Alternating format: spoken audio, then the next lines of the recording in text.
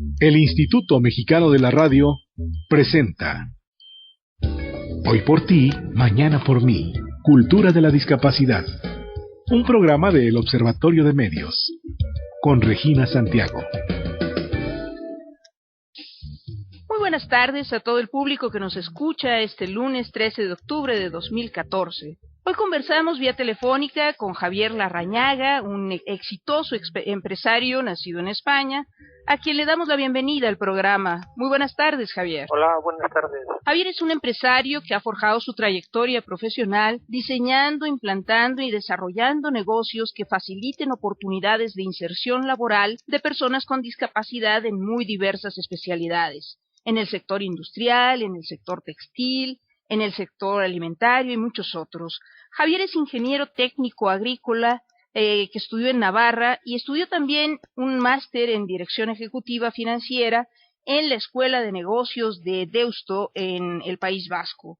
En la década de los 90, Javier trabajó con personas con discapacidad mental como director del Departamento de Servicios de la Fundación Lanky Batuac y en 2002 fundó con otras 4 personas el Grupo Urbegui, un grupo empresarial orientado a la generación de oportunidades de trabajo para personas de colectivos vulnerables, con una mayoría formada por personas con discapacidad motriz. Javier también es presidente de la Fundación Urbegui.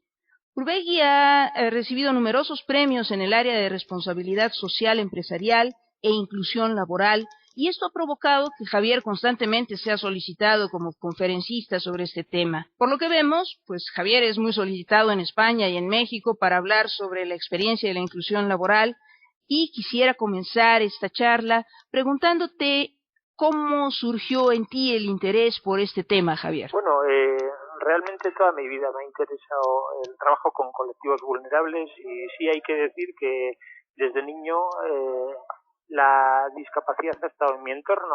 De hecho, mi abuelo materno padecía una discapacidad motriz, así como un tío mío. En estos momentos también la única hermana de mi mujer padece también una enfermedad.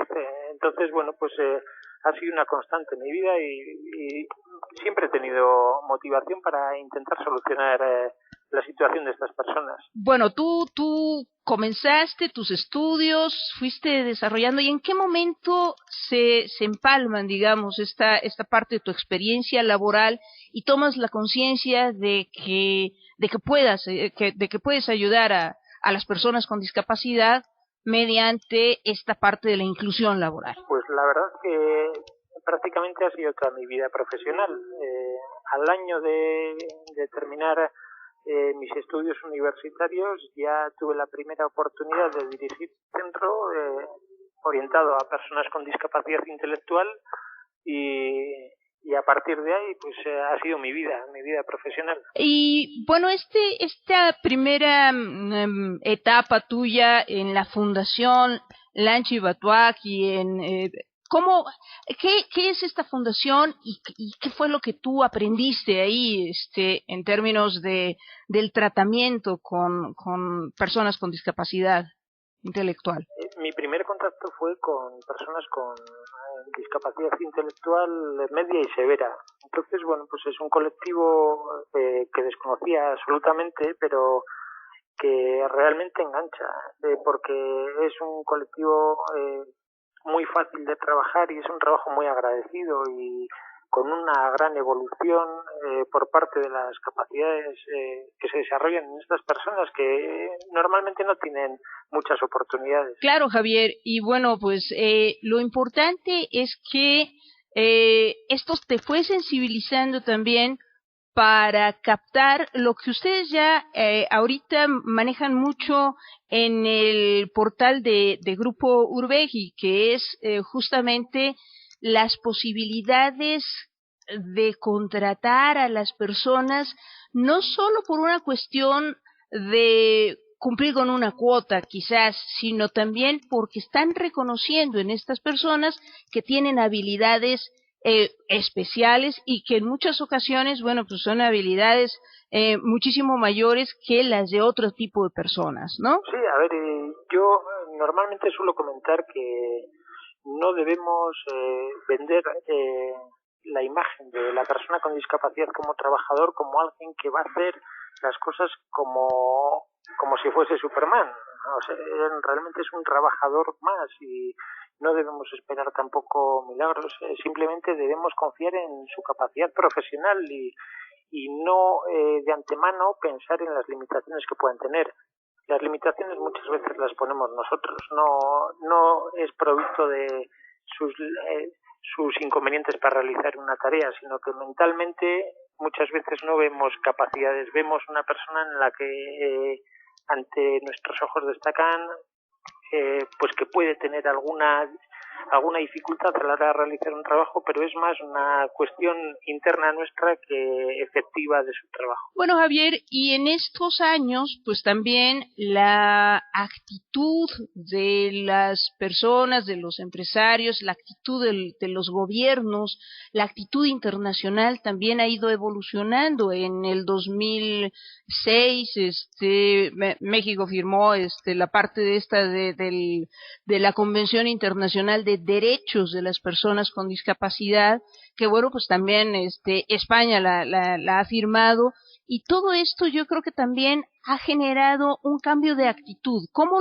lo has visto a través de los años, Javier? Yo creo que lamentablemente todavía a día de hoy muchas veces se ofrecen oportunidades de empleo en algunas empresas para estas personas por una obligación legal más que por un convencimiento real. Entonces es importante que aquellas personas que llevamos años trabajando con este colectivo mostremos como empresarios que realmente podemos tener trabajadores con los que a priori no hubiésemos contado porque pensábamos que podían tener limitaciones, pero que realmente vemos un gran trabajo y bueno, pues esa traslación de la información de empresario a empresario creo que es muy importante para poder sensibilizar y generar nuevas oportunidades de empleo. Y bueno, la Fundación Urbegui ahí en España está propiciando también este tipo de contacto entre los empresarios.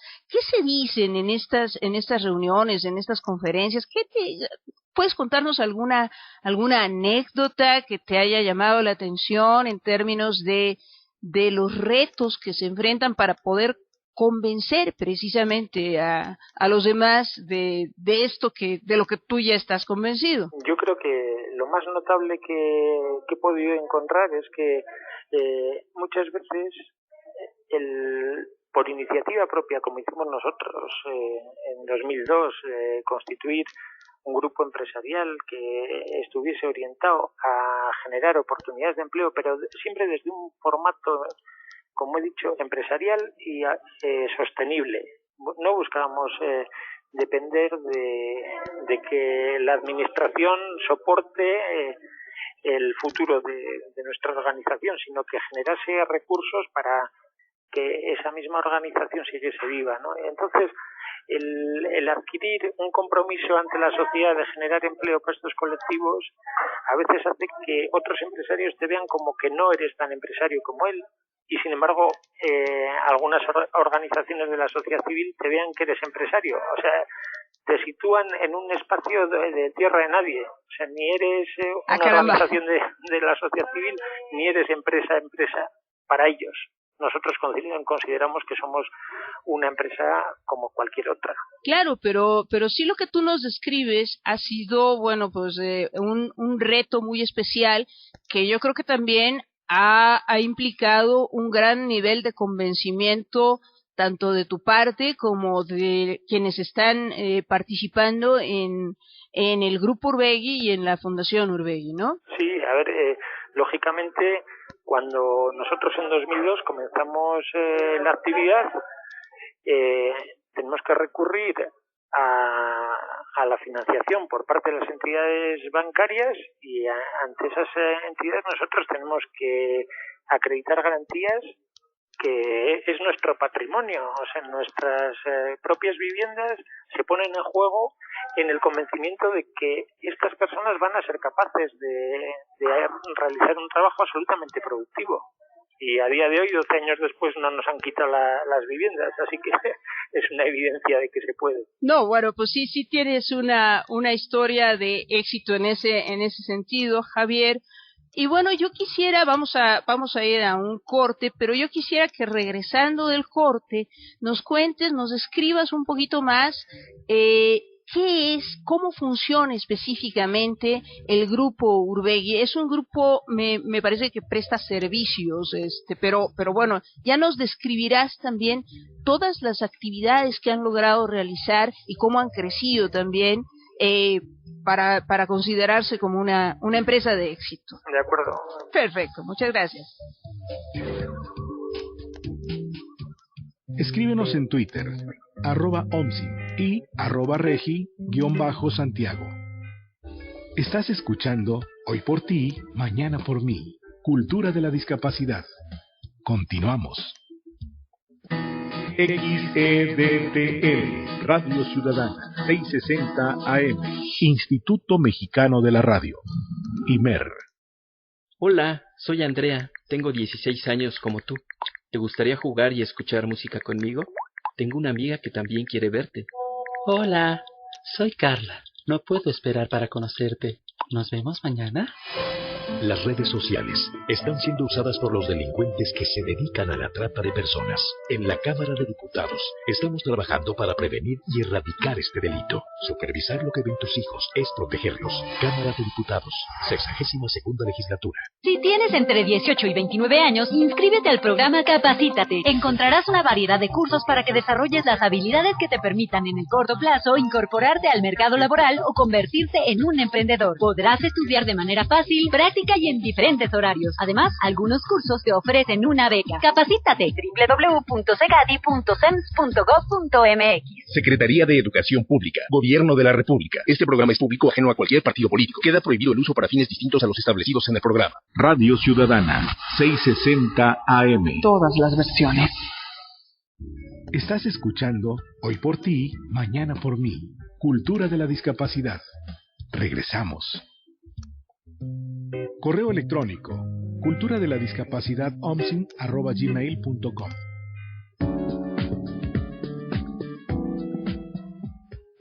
Bien, Javier, estamos platicando contigo respecto a tu historia de éxito con el grupo Urbegui en relación a la inclusión laboral. Entonces, yo quisiera que nos platicaras al público de aquí de México ¿Cómo funciona esto? ¿Cómo has hecho que funcione esto ahí en España, en el País Vasco? ¿Cómo hay que inscribirse o cuál es el proceso? Bueno, pues allí realmente lo primero que tienes que hacer es mostrar cuál es tu proyecto de empresa, ¿no? Nosotros pensamos no solo dirigirnos al mundo de la discapacidad, sino al de las personas que pertenecen a grupos vulnerables de la sociedad, grupos vulnerables de cara a acceder al mercado laboral.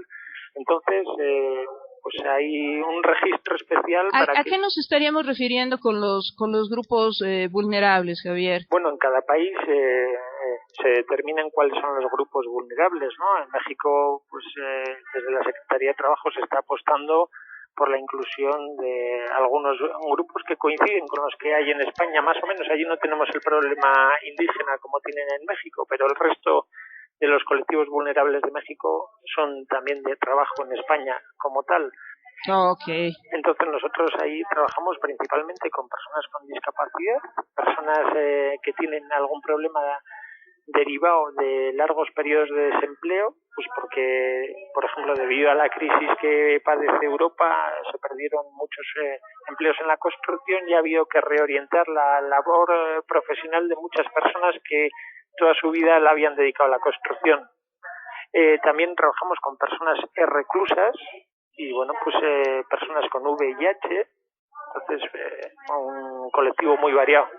Bueno, pero eso ha representado también, Javier, una actitud muy especial porque representa un cambio cultural también, o sea, representa un desafío cultural, que es también de alguna manera lo que está impulsando la Convención de Naciones Unidas, o sea, justamente que que la sociedad, que, bueno, en principio que se reconozca esto no como una problemática ni como una enfermedad, sino que se reconozca a las personas con discapacidad como personas con derechos que tienen una condición especial, específica, y que la sociedad tiene el reto de incluirlas. O sea, es un beneficio democrático para la sociedad. Todos ganamos con esta nueva actitud, ¿no te parece?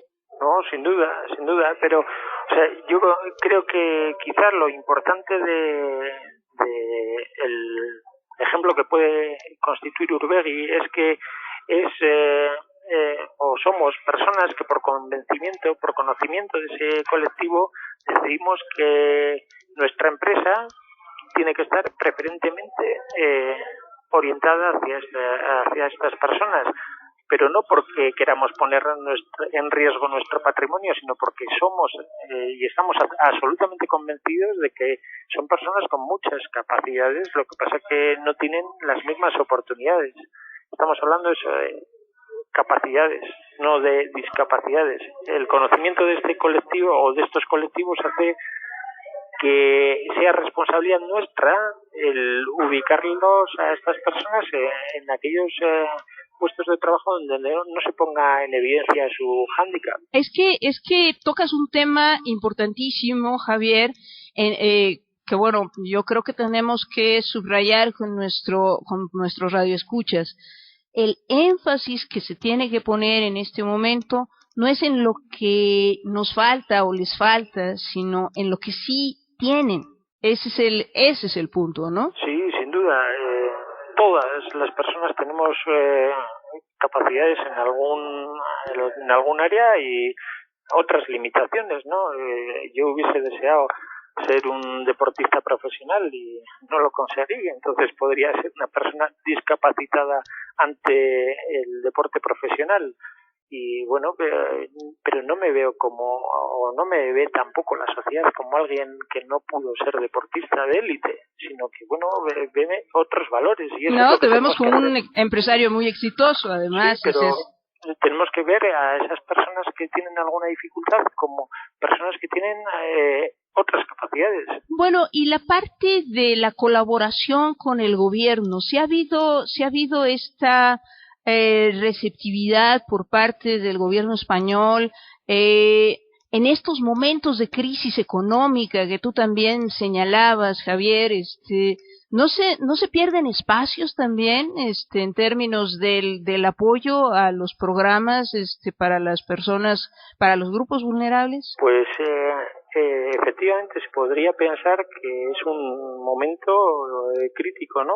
Pero realmente no ha sido así, porque desde el gobierno español las ayudas que puedan existir para las empresas se reducen, posiblemente terminarían con estas personas con algún tipo de discapacidad en el desempleo y el gobierno tendría que orientar esas ayudas que ya no otorgaría a las empresas a subsidios que existen en España para las personas que no tienen empleo. O sea que es quitar de un lugar para poner en otro, con lo que no es ninguna solución el recorte de prestaciones. Pero entonces sí hay toda esta parte de un convencimiento también de parte del gobierno que hay un beneficio en términos de políticas públicas y de estrategia gubernamental en esta parte de apoyar la inclusión laboral. Sí, sin duda, es también para el propio gobierno es la resolución de un problema. O sea, ¿qué haría el gobierno si no existiesen empresas convencidas de contratar a personas con discapacidad? Tendrían un problema de sostenimiento económico en esas familias. Entonces, bueno, pues en vez de dirigir los esfuerzos del gobierno a que las familias formadas por personas con algún tipo de discapacidad se tengan que complementar su renta, complementar o tener como única renta las ayudas del gobierno, de esta manera no solo no reciben, o sea, no viven de ayudas, sino que una persona con discapacidad se ve orgullosa de tener un puesto de trabajo y de demostrar a otras personas que también es capaz de hacer cosas y no de que es alguien que vive solo de la sociedad, de las ayudas que le presta. Javier, y bueno, yo veía en el portal del grupo que ustedes también, bueno, han apostado mucho a la parte de la tecnología, ¿no? Sí,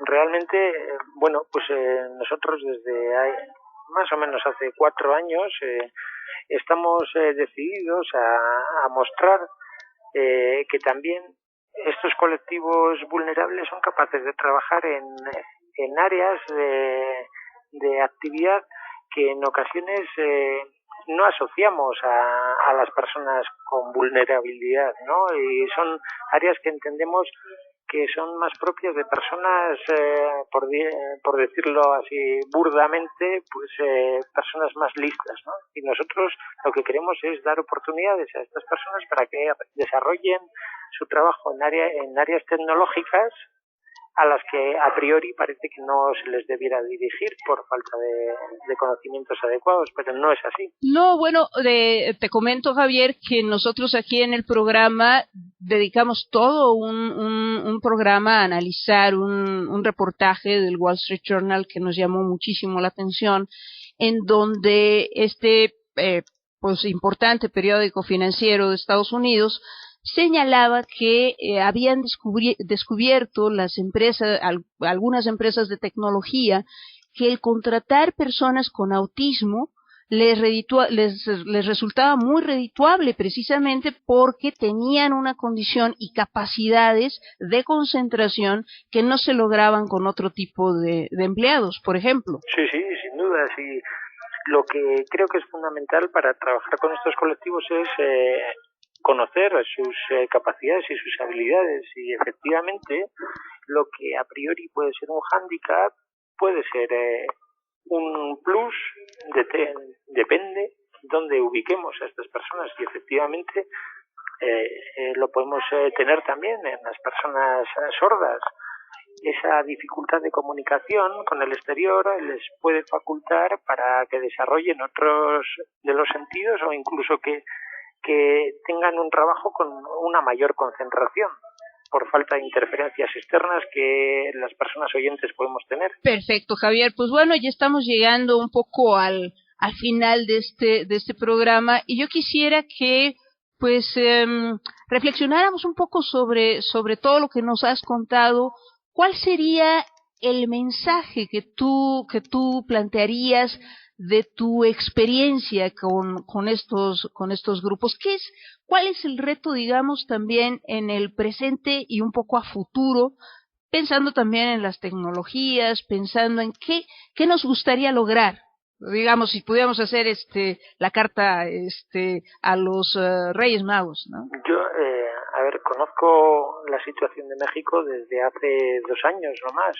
Soy bastante nuevo en este país, pero yo sí creo que el objetivo que ahora se debiera perseguir es alcanzar la empleabilidad de estas personas en puestos visibles en la sociedad. Creo que hay personas trabajando en empresas, pero todavía en zonas que no son demasiado visibles para el resto de personas, clientes o simplemente que participan en la sociedad, con lo que todavía no se conocen muy bien las capacidades de estos colectivos. Creo que hay que visibilizar como primer paso. Perfecto, Javier. Pues entonces quedamos emplazados a platicar pronto respecto a específicamente al caso de México, porque tengo entendido que Urbegui tiene negocios también, conexiones aquí en México, y me parece que en algún otro país en Latinoamérica, ¿no? Sí, Colombia es. Sí, perfecto. Bueno, entonces, bueno, pues quedamos emplazados a seguir platicando, y pues mucho éxito. Es muy